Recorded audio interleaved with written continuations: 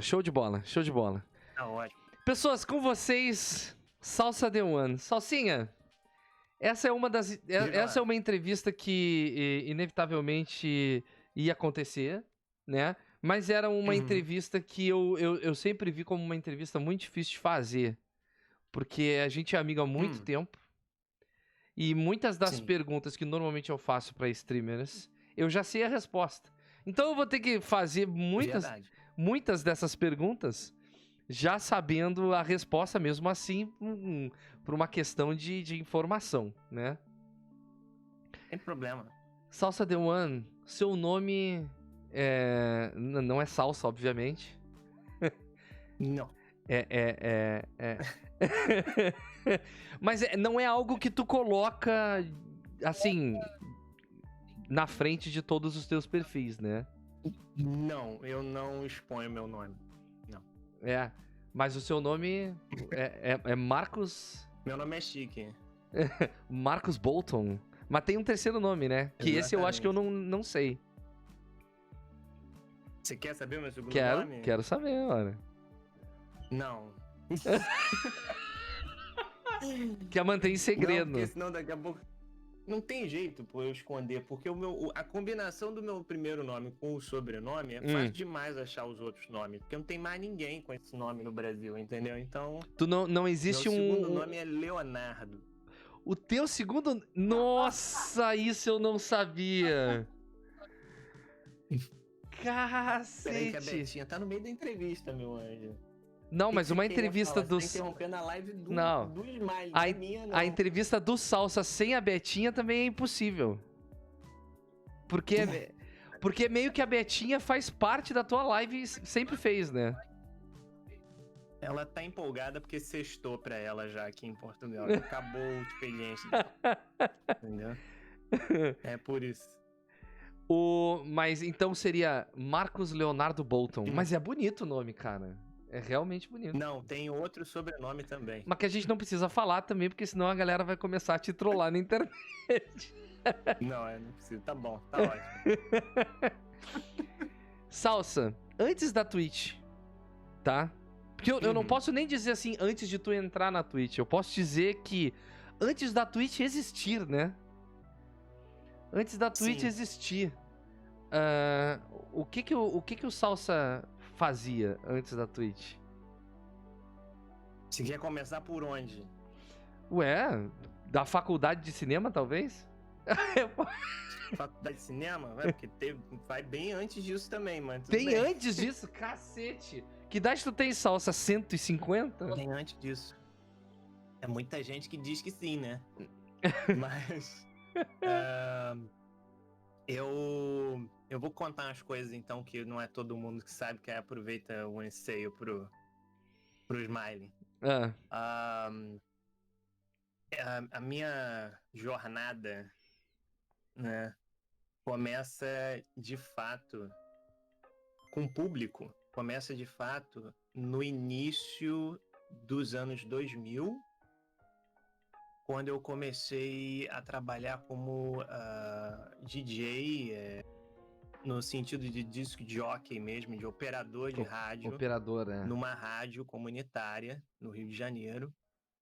E além de eu ajudar na operação da rádio, eu tinha o meu próprio programa de rádio lá também, né? Sim. Ah, entendi. E aí depois... pode falar. Depois disso eu me engajei nas redes sociais que estavam surgindo. E aí eu conheci uma galera de eventos de anime, etc. E aí, numa dessas, o Júlio César, que era o organizador dos eventos de anime no Rio de Janeiro, que estavam começando a fazer sucesso, me chamou, eu e meus amigos, pra gente narrar mesas de RPG temáticas de anime no evento dele. E aí, a partir dali, eu conheci muita gente legal. E eu comecei a ser apresentador de palco de eventos de anime, né? Porque o pessoal viu que eu tinha essa coisa de apresentador, de facilidade. E aí fazia as piadas também, de anime, parará. E aí depois disso eu entrei pra faculdade de cinema, que foi o que você mencionou, né? E aí durante a faculdade de cinema eu meio que fui parando de participar dos eventos de anime, mas eu comecei a voltar pra área de RPG.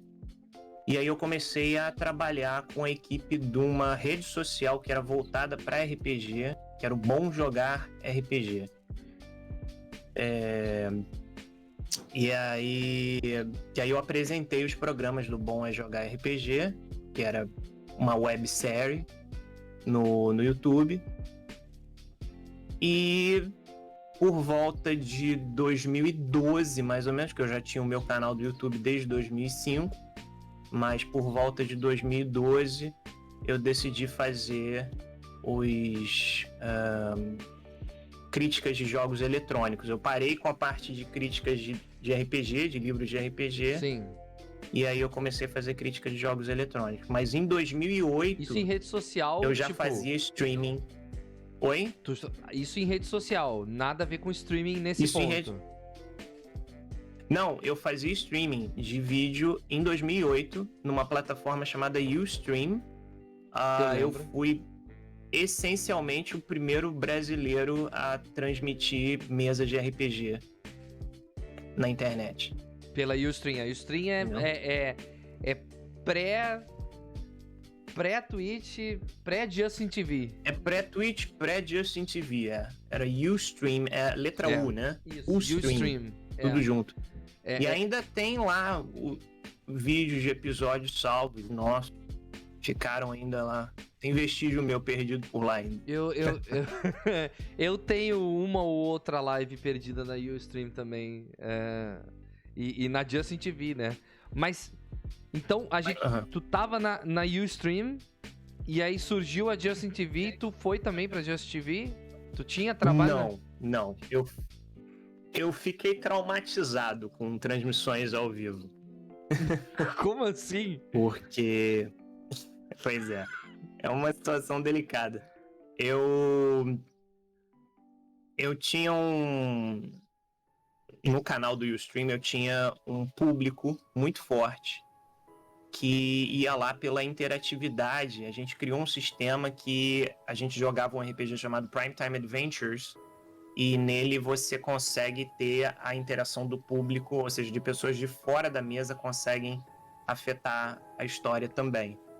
E aí a gente achou que seria uma boa ideia usar esse RPG para fazer a transmissão. E deu muito certo. Muita gente assistia e estava ficando muito famoso.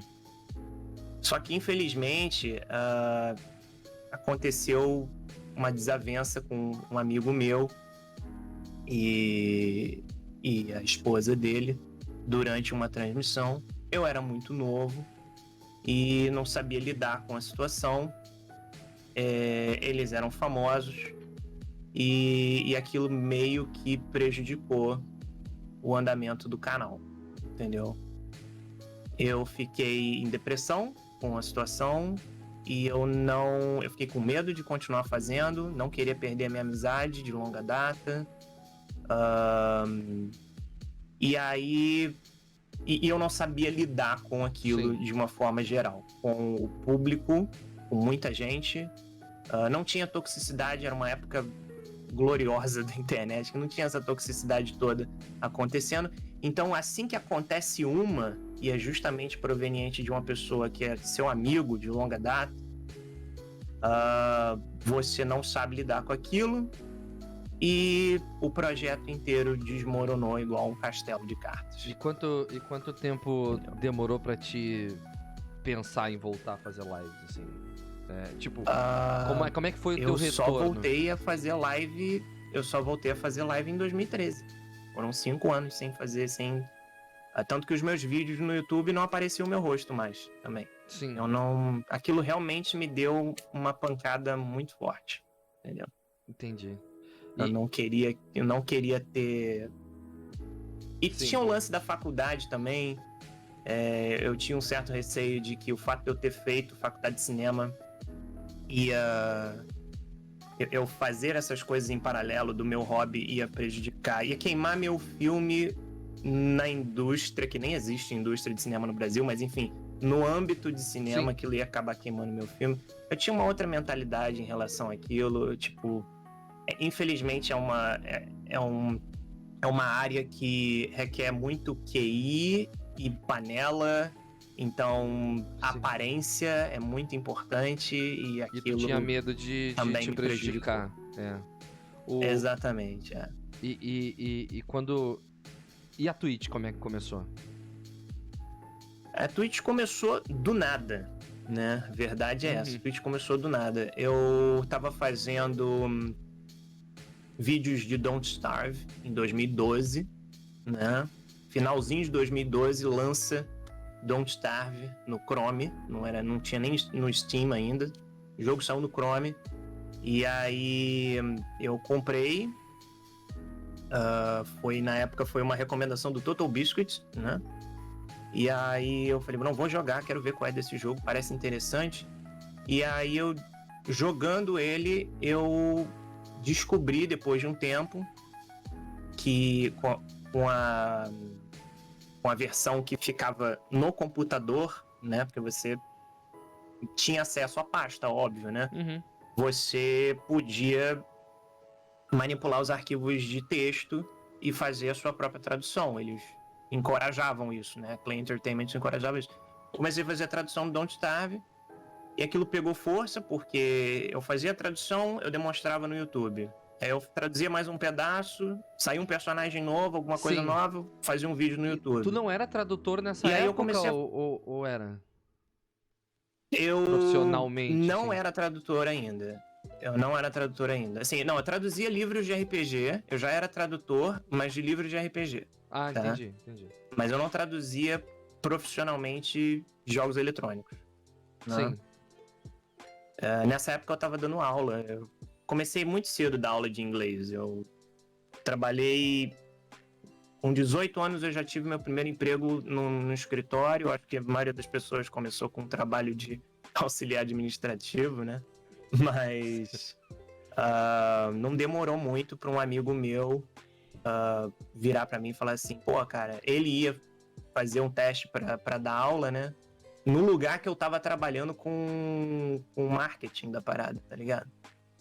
E aí ele falou assim, pô, você tá trabalhando num curso de inglês, você sabe inglês, você tá trabalhando com marketing, vai dar aula. Eu falei assim, não é assim que funciona. Ele falou, é assim sim, vamos lá. Sim.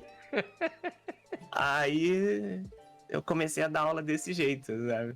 E esse meu amigo já era tradutor, ele fazia tradução para Herbert Richards, eu fiz tradução de espanhol para Herbert Richards por um tempo por causa dele, né? Sim.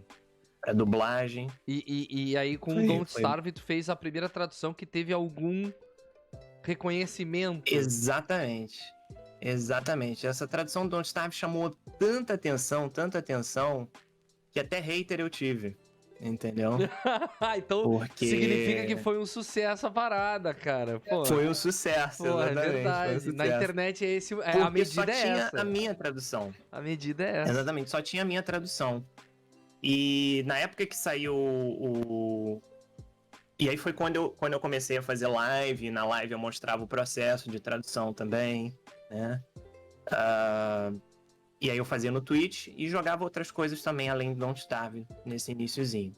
Mas eu ainda tava fazendo vídeos de análise pelo YouTube. O foco ainda era fazer as análises pelo YouTube nessa época.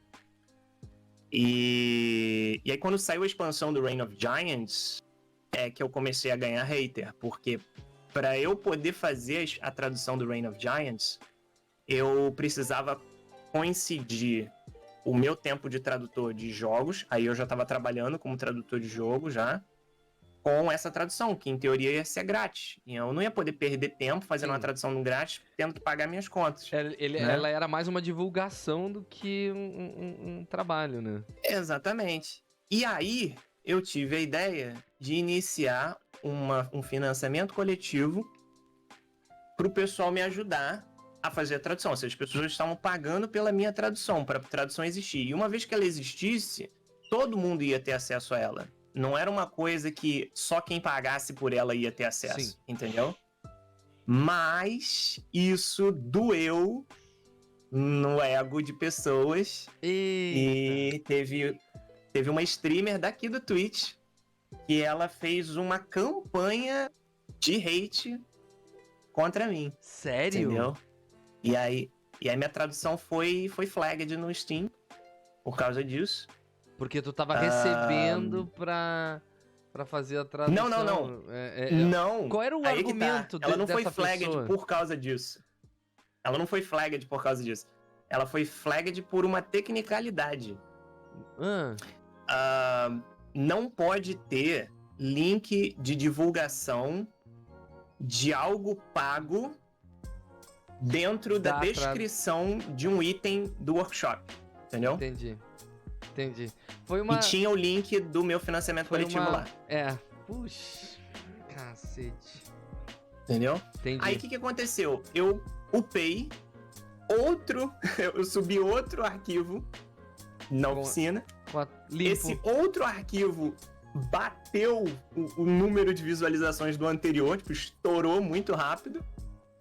E a minha tradução consta lá até hoje como tradução oficial pela própria Clay, entendeu? Que eu acho que apenas deixou a pessoa mais doída ainda. Nesse ponto, tu já fazia lives na Twitch, mas tu não tinha a pegada que tu tem hoje, ou tu já sempre começou na Twitch com a pegada de ser um analista de games, um crítico, quando isso começou, se isso foi desde o início? Não foi desde o início. As análises, elas aconteciam no YouTube, certo? Já tinha desde 2012 as análises. A primeira análise que a gente fez foi do jogo chamado Unepic no YouTube. E aí, no Twitch, eu fazia live de League of Legends. Aê, olha aí. É bom as pessoas saberem essas coisas. É bom, porque daí o cara já tem o background da coisa. Mas eu jogava. Eu jogava bastante League of Legends. Eu joguei League of Legends de 2010, meados de 2010. O jogo saiu em 2009 em beta, mas foi em julho de 2010 que eu comecei a jogar League of Legends. Foi na semana do lançamento de um campeão chamado Kog'Maw.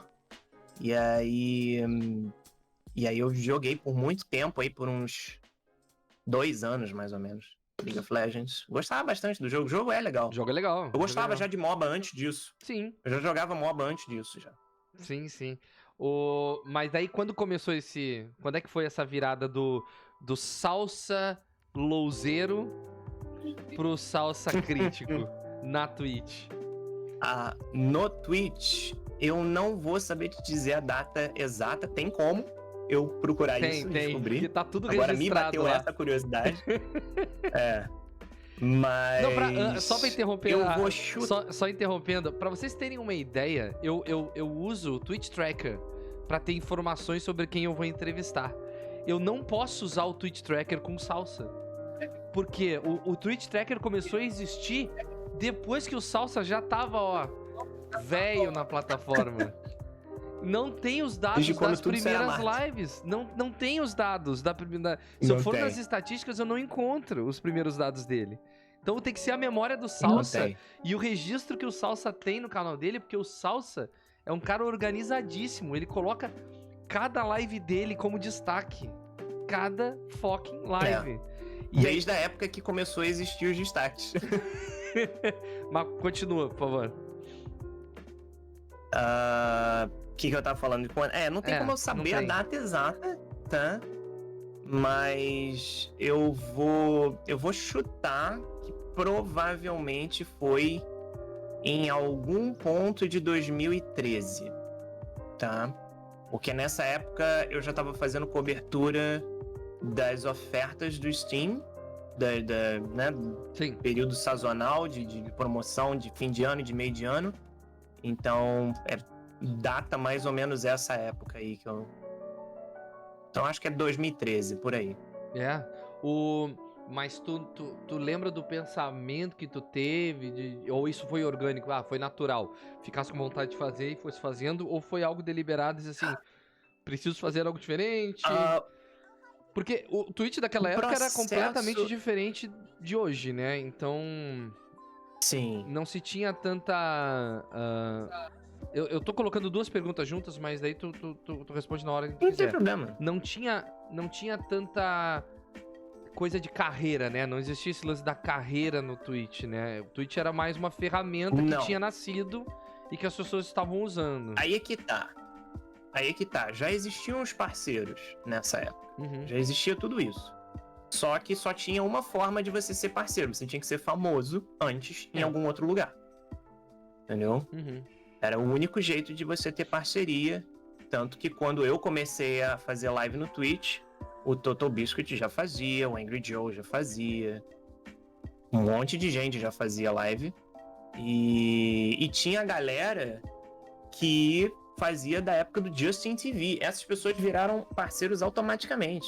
Sim. Quem era famoso no Justin TV já virou parceiro automaticamente.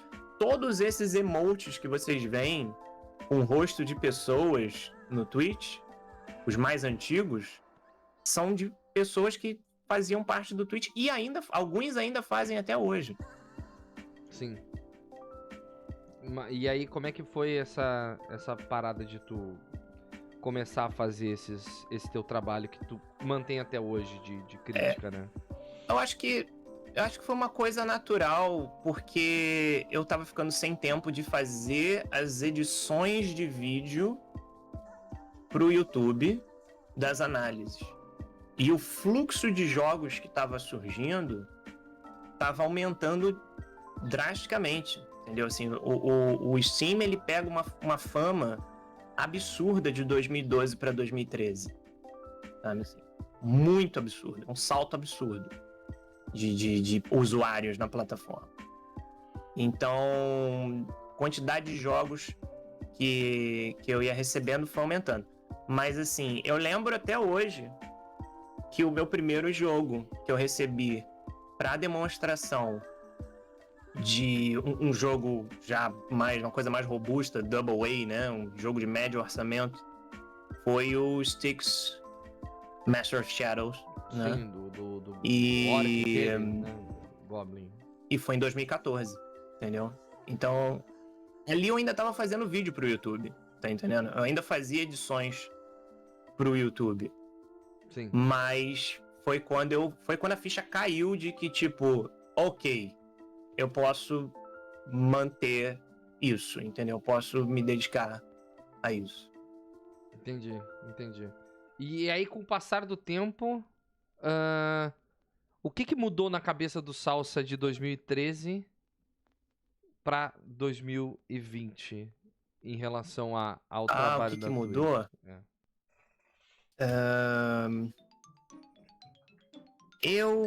Cara, eu vou te falar, se eu pudesse me dar um conselho naquela época, eu acho que seria não fazer variedade no Twitch.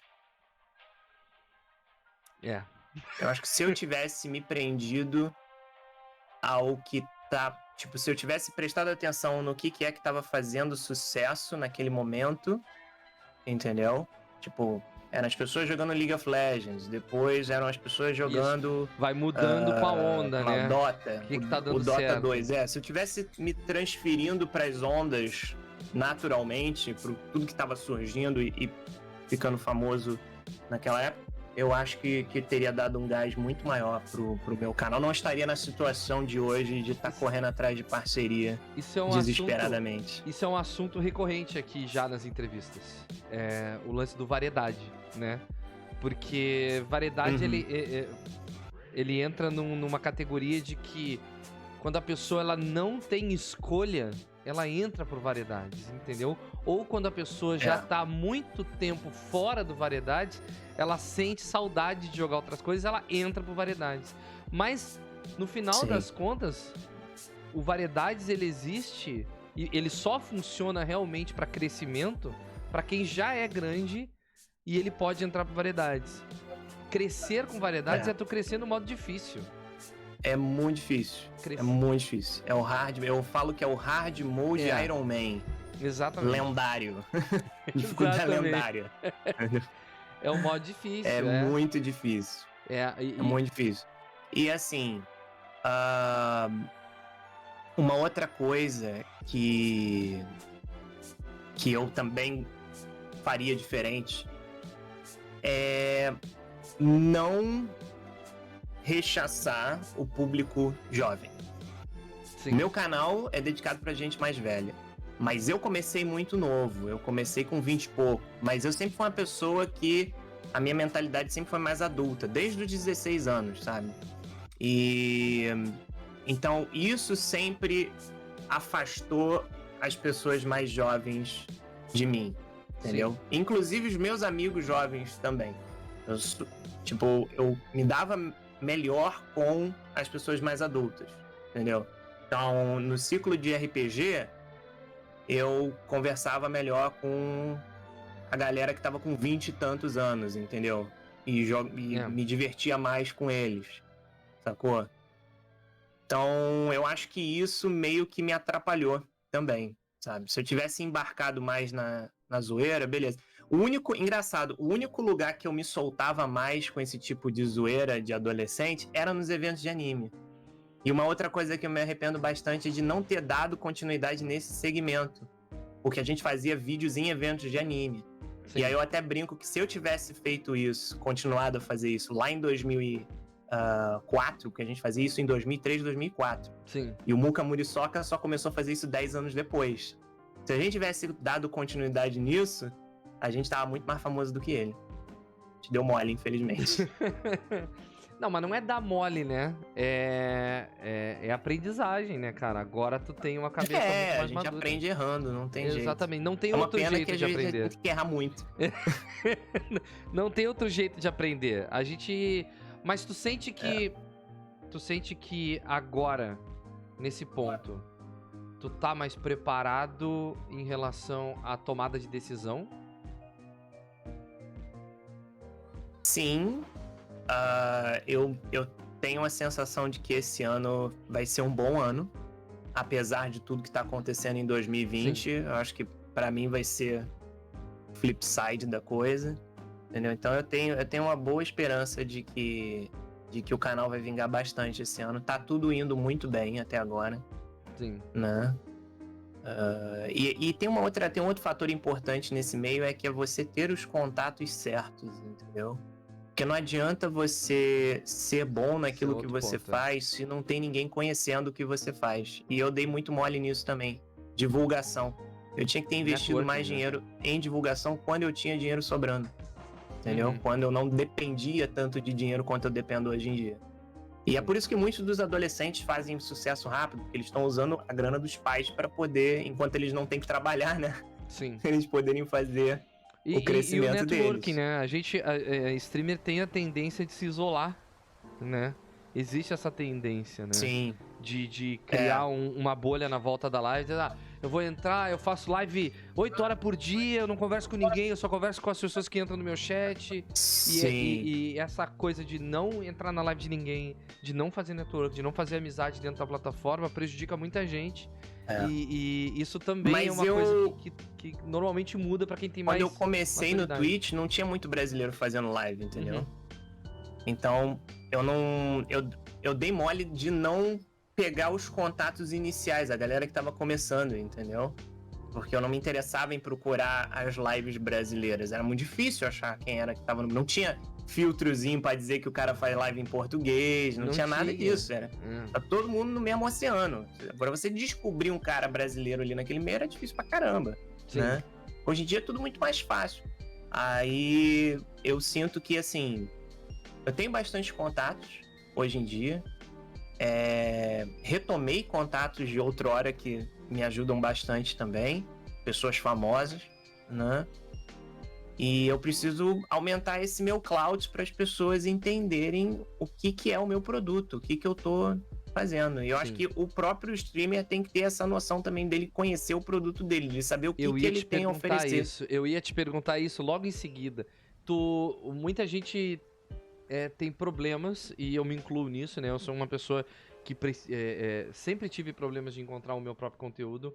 Tu teve ou tem esse mesmo pensamento de qual é o meu conteúdo, ou tu sempre teve certeza do que tu fazia, do que tu oferecia para as pessoas de conteúdo? Não, eu meio que eu sempre tive uma ideia do que eu queria fazer, porque o meu canal, quando eu comecei a fazer crítica de RPG, eu me inspirei no Kurt Weigl, que faz críticas de livro de RPG até hoje. Inclusive, ele voltou esse mês com um vídeo. O vídeo dele explodiu, um monte de gente com saudade do cara, porque ele não tinha feito vídeo ainda em 2020. E o Total Biscuit foi uma inspiração muito grande para fazer o canal do YouTube de crítica de jogos também. E agora a minha inspiração tá sendo com o Carnage pro Twitch, né?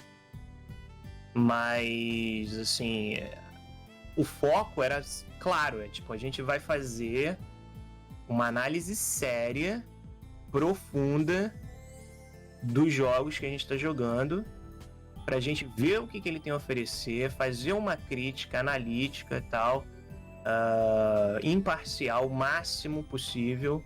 Eu sei que às vezes é impossível para certos jogos que a gente é muito fã, para certas franquias que a gente é muito fã, fica difícil você ser totalmente imparcial, né? Mas eu tento fazer isso ao máximo, e eu acho que as pessoas notam isso, a honestidade da coisa também, mas é também o tipo de escolha que só dificulta mais ainda a parada, porque quando você é uma pessoa honesta, quando você é uma pessoa empática, quando você é uma pessoa inteligente, tudo isso afasta público.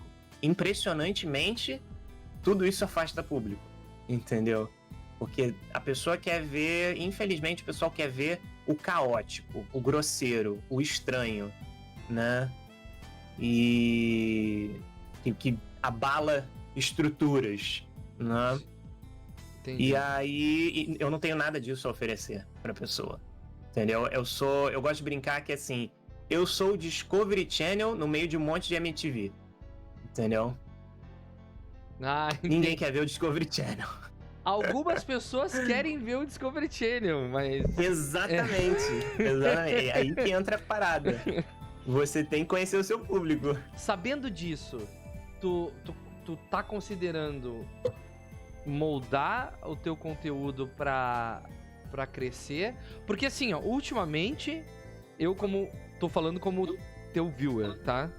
Eu senti um switch. Alguma coisa aconteceu no conteúdo que o Salsa começou a prover, entendeu? Tá mais leve, alguma coisa virou ali. O que aconteceu e o que te fez mudar, se realmente aconteceu alguma coisa, se não é impressão minha? Não é impressão sua, mas eu vou tentar colocar com as palavras mais simples possíveis. Ânimo superficial. Ok. Entendeu? Tipo, mas é compreensível. Um conselho que este entrevistador me deu um tempo atrás era que eu deveria ser menos pessimista ou realista em relação a certas coisas. E então, mesmo quando tudo está muito difícil e muito abalado, eu tento não transparecer isso pra live, né? As pessoas estão para se divertir, elas querem ver o conteúdo de maneira leve, né? Então, é basicamente isso. Foi isso que eu decidi mudar na minha forma de apresentar. É o mesmo conteúdo, é a mesma coisa. É o mesmo conteúdo, só que tá... de vez em quando...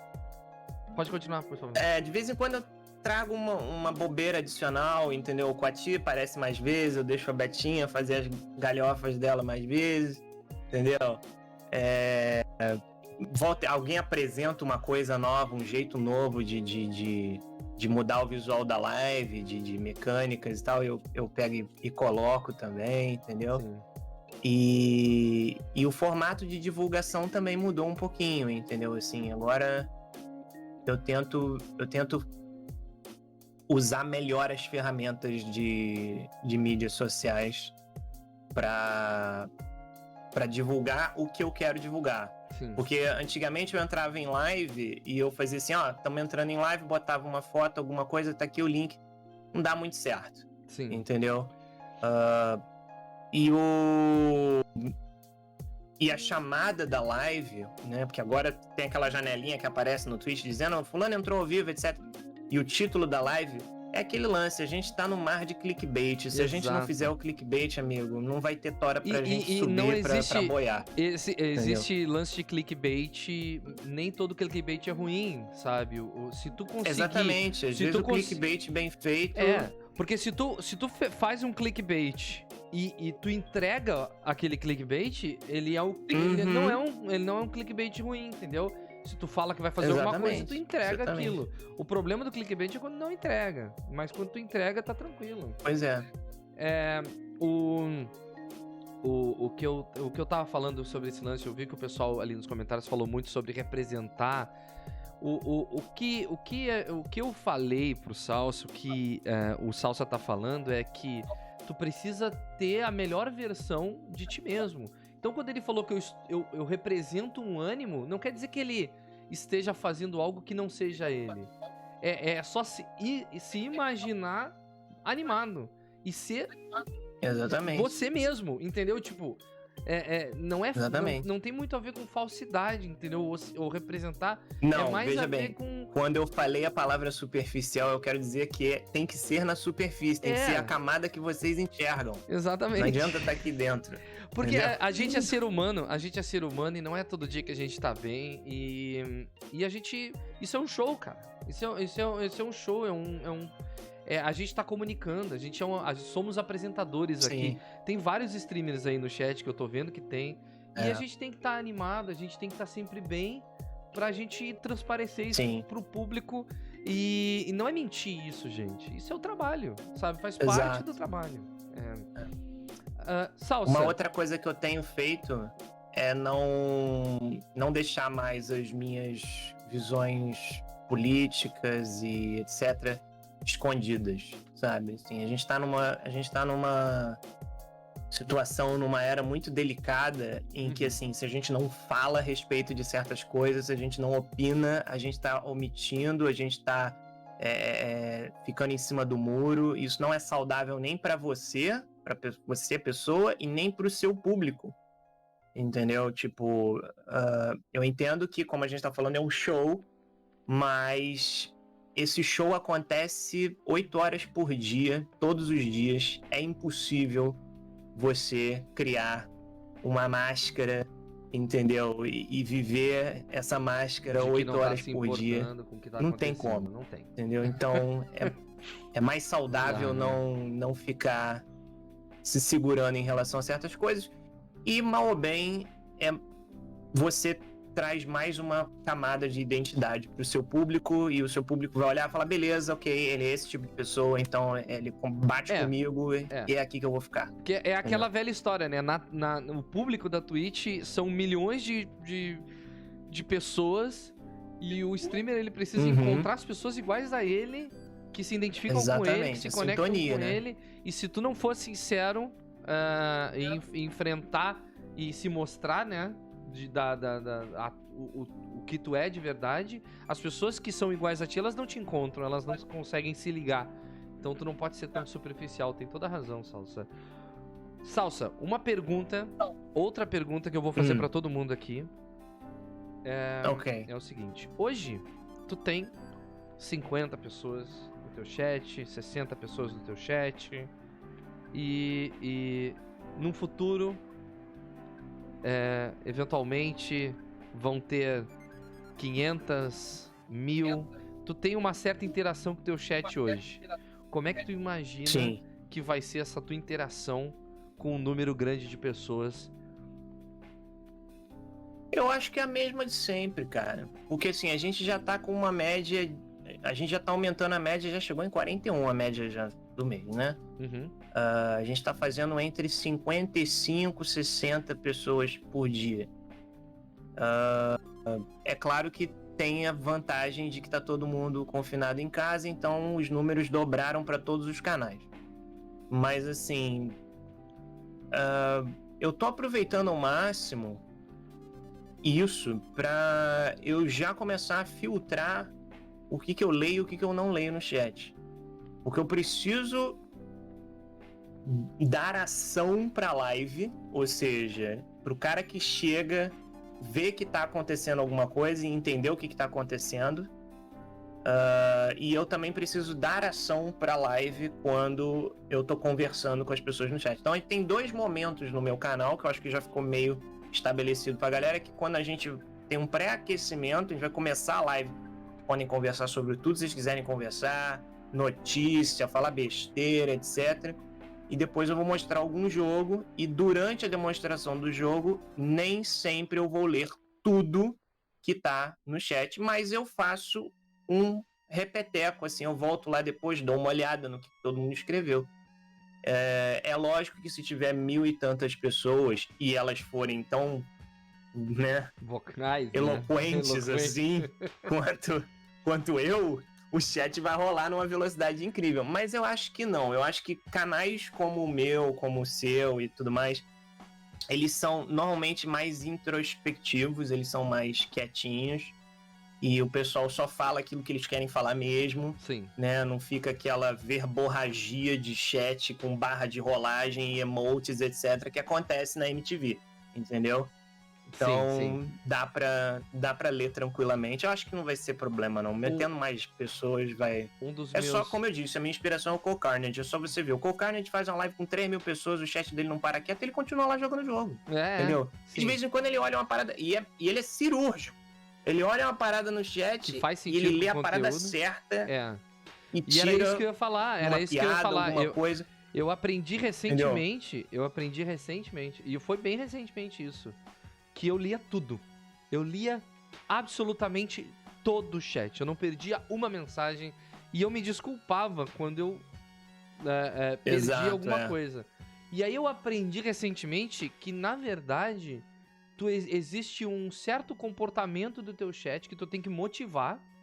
E um certo comportamento do teu chat que tu escolhe não motivar. Exatamente. Entendeu? Então, exatamente. Se chega alguém falando Inclusive... algo que vai ser... que eu preciso destacar, eu vou destacar aquele comentário, vou falar aquele comentário, vou falar o nome da pessoa para que ela se sinta recompensada, enfim. E quando alguém fala alguma coisa que eu não concordo que seja condizente com o que eu quero que a comunidade seja, eu não leio, para não incentivar aquele comportamento, entendeu? E organicamente o teu público vai se moldando, né? E eu aprendi isso recentemente. Grandes streamers fazem isso, cara. Não é coisa... Exatamente. Grandes streamers fazem isso. E o Salsa me falava muito isso. Não lê todo o chat. Não leia todo o chat, cara. Inclusive, agora que tá aumentando a quantidade de pessoas conversando, etc., volta e meia, aparece sempre alguém que fala assim, ele me ignorou. Ou então a pessoa fala assim, eu acho que ele tá me ignorando porque eu tô falando muita besteira. Uhum. Se você mesmo já sabe que não tá sendo lido porque o que você tá escrevendo não vai acrescentar em nada, então não adianta, não vai ter motivo para você reclamar. Se você já tá ciente disso e confortável com isso, fala o que você quer falar e acabou. Sim. Deixa lá. Alguém no chat leu, entendeu? Uhum. E eu li também, eu só optei por não falar. Exatamente, né? A gente lê tudo. A gente só não fala, exatamente. Exatamente. Como é que tá esse... com o teu novo trabalho? Eu vi que tu tá jogando bastante o Raid ultimamente. Gostou muito do Raid. O Raid Shadow Legends? O Raid Shadow, pra quem não sabe o que aconteceu, foi o seguinte. O Raid Shadow Legends, eu fui abordado pelo Stream Elements pra fazer uma demonstração do Raid Shadow Legends. E que rendeu uma grana, né? Mas foi uma coisa única só, era pra mostrar num único dia e acabou. Mas acabou que eu gostei do jogo e eu fiquei jogando o jogo. Então, de vez em quando eu faço live dele, tem um público dele que gosta, que aparece no meu canal. Já deixei claro pra todo mundo que eu não sou profissional no jogo, então eu jogo de maneira super casual. A gente tem uma comunidade lá e tal, mas não é nada grandioso, não, entendeu? A gente tem lá o nosso clã, a gente joga, a gente conversa, tem um espacinho pro Raid Shadow Legends, vai ficar no coração agora como o salvador da economia por alguns meses, mas também como um bom jogo. Tu já teve, nesse tempo todo, tu já teve muita proposta comercial que não combinava muito com o teu conteúdo? Porque o Raid combina, mas tipo... Já recebi proposta que não tinha nada a ver, assim. Inclusive, eu mostrava o e-mail pra Betinho e eu falava assim, olha só o que esse infeliz tá achando que eu vou fazer. Umas coisas absurdas. O cara querendo fazer um sistema de pontuação que você iria fazer várias demonstrações, ia ter que ter um monte de gente, aí depois você convertia os pontos em dinheiro, entendeu? Nossa! E aí eu falei assim, você tá de sacanagem com a minha cara, só você vai ganhar com isso, meu amigo, porque o número de pessoas que vão ter visitando o teu site vai ser muito maior do que de pessoas que visitam o meu canal, entendeu? Você vai tirar muito mais dinheiro do que eu, que vou demorar pra caramba pra poder, né? E teve várias outras furadas que eu notei que era furada muito rápido e eu pulei fora. O Lutz era uma, aquele outro do Quest Mode lá também, eu falei, aquilo ali vai dar ruim, e deu ruim colossal, né? Sim. E o Zaster também foi um desastre, entendeu? Então, assim... um desastre. Olha só, o pessoal tá perguntando aqui, é bom a gente ressaltar, só pra encerrar aqui, como é que o Salsa conheceu os outros streamers e amigos. Porque o Salsa esses dias, ele chegou pra mim e mandou por mensagem privada assim, olha a nossa primeira live. Te lembra, Salsa? E era eu e o Salsa jogando Orcs Must Die 2? Orcs Must Die. 2? Era o 2 tinha co-op. Tinha co-op. Isso foi em 2000 e... Eu não lembro 2016... Não é 2016 não, peraí. Era antes disso, eu acho. Não, talvez foi seja 2016, cara. Foi. Talvez seja. Não, deixa eu... Não, 2000... Porra, eu não sei já. Gente, faz muito tempo. 2014? Sei lá. Por aí. Acho que é 2014, 6 aanos atrás. Acho que é 2014. E aí eu fui olhar o vídeo. Nossa, os nossos áudios. Que tristeza, horríveis. Horríveis. Os áudios horríveis, Nossa, que tristeza. Isso é uma coisa que eu sempre noto, evolução do meu microfone. Entendeu? Isso me incomoda muito, cara. Evolução de áudio. Desde a época de faculdade, eu fiquei traumatizado. Meu primeiro documentário já ficou com problema de áudio já e de vídeo. Tá louco. Nunca mais eu deixei esse tipo de coisa, de erro acontecer.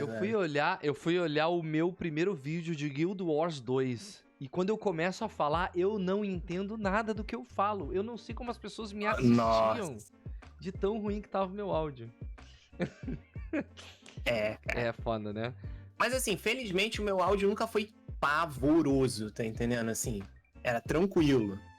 Mas eu já vi lives e vídeos de YouTube antigos que eram desastrosos, sabe? Você olhava e falava assim, pelo amor de Deus, que é isso que o cara tá entregando? Era o minimamente adequado, eu conseguia fazer, né? Sim. Eu não sei se tu recebe essa pergunta muito durante as tuas lives, e é bom a gente aproveitar esse lance do áudio. Não pra falar algo técnico, mas sim o que o Salsa... Chegasse alguém no chat agora, provavelmente tem. Assim, vou começar a fazer live hoje. O que o Salsa tem pra dizer pra mim? Um conselho. Se alguém fosse fazer live, pergunta pra mim... Vou começar hoje, uma coisa pra só. Pra começar?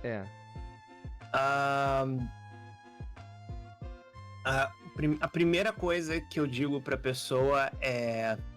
Não pense que o jogo vai carregar você. Sei que é uma plataforma de jogos, etc e tal, mas não pense que o jogo vai carregar o seu desempenho. Sim. Tá? O jogo é um pano de fundo, tá? O produto é você. E se você não consegue vender você, se você não consegue saber o que você tem a oferecer para a pessoa comprar, entendeu? Ela nunca vai te pagar. E no fim das contas, todo mundo que quer fazer isso como, né, além de ser um hobby, todo mundo vira pra mim, Profissão, começa com aquele papo super louvável de é porque eu vou fazer como hobby, eu não tenho a menor intenção. Até vi o primeiro cheque de $100 e aí você pensar, opa, acho que dá. Entendeu? É nesse acho que dá que você entra numa espiral que não tem volta mais. Então, ou seja, pense com muita calma que não tem essa de um hobby. Não tem. É puro ego. Você abriu a live porque você queria mostrar você e o que você tá jogando. Então, assim... Porque senão você tem várias outras formas de fazer hoje em dia. No Discord você consegue abrir uma live para os seus amigos verem você jogar o jogo. Não é isso. Não é isso. Você tem um motivo muito maior. Ou você está procurando amigos novos, ou você está procurando pessoas para validarem a sua opinião, ou você está procurando ensinar alguém alguma coisa, ou você está procurando compartilhar experiências suas com pessoas, entendeu? Então, assim, procura saber o que é que você tem a oferecer primeiro e ofereça isso até quando tiver 0 viewers, tá? Porque esse é o maior problema. É você ficar olhando o númerozinho e achar que você tem que ficar caladinho. Radio silence não existe, amigo. Exatamente, exatamente. É bem o lance do rádio, né? Rádio não tem momento de silêncio. Tu tem que tapar todos os buracos do áudio. O tempo todo. Exatamente. Show de bola. Salsa, obrigado, cara. Obrigado, cara. Porra, de nada, meu querido. Obrigado você.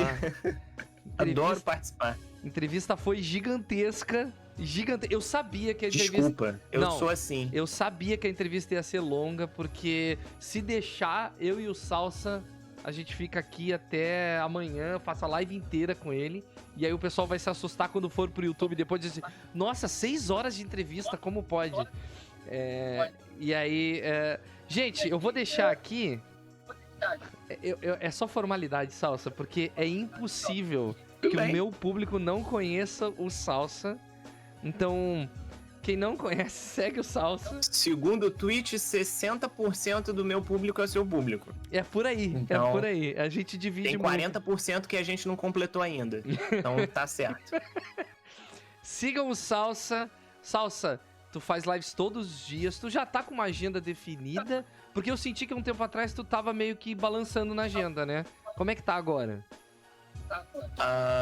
Não, a agenda continua balançada porque assim, a gente tem um período do ano que aparecem os lançamentos e o início dos lançamentos é justamente final de março, né? Quando chega o final de março é quando abrem os portões de lançamentos e fica assim até mais ou menos junho, quando dá uma esfriada.